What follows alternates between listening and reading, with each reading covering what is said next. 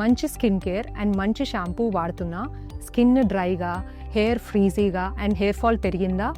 Problem మీ products కాదు, water. Yes, let's talk about hard water effects on skin and hair.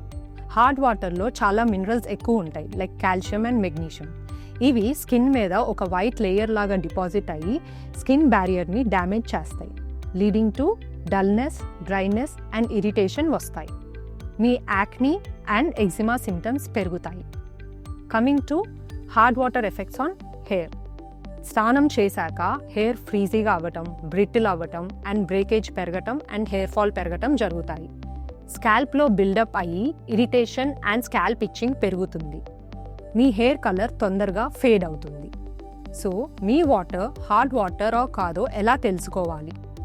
White stains on tap and buckets is one of the clue. Second, స్నానం చేశాక skin టైట్గా feel అవ్వటము, hair coated feel అనిపించటము and సబ్బు నురగ రాకపోవటం are another clues. So ఒక simple test ఇంట్లోనే చేసుకోవచ్చు. హార్డ్ వాటర్ బాటిల్లో ఫిల్ చేసి సోప్ వేసి బాగా షేక్ చేస్తే నురగ తక్కువ వస్తే అది హార్డ్ వాటర్.